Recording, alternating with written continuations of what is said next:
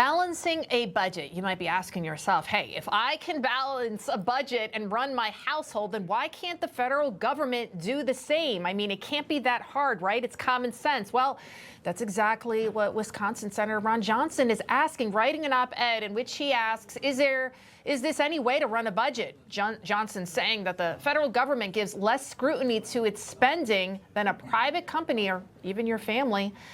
Joining me now with more is the man himself, Wisconsin Senator and member of the Committee on Finance, Ron Johnson. Sir, thank you so much for joining us. Thanks for having me on.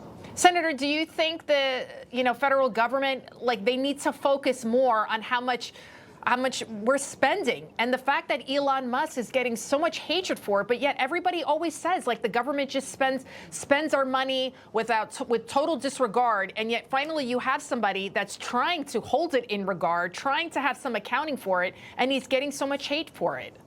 Yeah, Elon Musk and Donald Trump are doing a great job through DOGE exposing the grotesque levels of waste, fraud, and abuse. But quick little story. About 3 years ago, when we were in the midst of an omnibus spending debate, I asked my Republican colleagues, hey, anybody know how much in total the federal government spent last year? Crickets. I went out to the Washington Press Corps, asked them the same question. Somebody said, well, it's over $1 trillion. No, that's just discretionary spending. I mean, total spending. Right now, discretionary is about 24% of our federal budget. The other 76% is called mandatory. It's on automatic pilot. And by the way, most people think it's all Social Security, Medicare, and Medicaid. No, there's $1.3 trillion of other mandatory spending as well. So the problem is we have no process for looking at total government spending. And the other problem is we spent $4.4 trillion in 2019, had the pandemic, won a massive spending spree, spent $6.5 trillion, and we keep spending at that level. No family, if they had an illness, had to borrow $50,000, spend that money, and their family member got well, would keep borrowing $50,000 and spend at that elevated level. That'd be insane, but that's exactly what the federal government did. So there's no justification for spending at 7.3 if you take 2019 spending, leave Social Security and Medicare and even Medicaid alone. Don't touch those programs. Just spend what you need to spend. Inflate the other outlays from 2019 based on population growth and inflation. You need to be spending $6.5 trillion.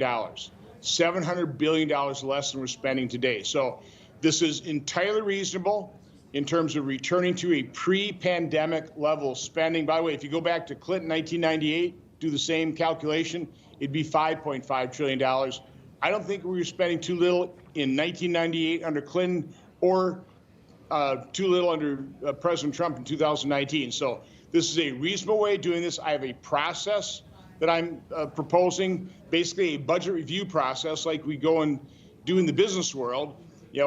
Senators, House members, the administration have a panel and bring administration officials with their CFOs before this panel, have them justify what their budget is. Why are you spending more than a fully inflated 2019 or a fully inflated 1998 under Clinton, which, by the way, passed the Senate 77-22. Widely bipartisan. We had a surplus that year. What a concept. But we need to scrutinize all federal spending. If we do it like DOGE is doing, I think we can dramatically reduce the baseline spending level back to a pre-pandemic level. It sounds like you have a great idea there, great plan and process that could be put into place. How do you think it could potentially become a reality? Yeah, we're digging our heels on this budget resolution, so we're being heard. I'm going over to the executive office building this afternoon to sit down, talk to Russ Vought.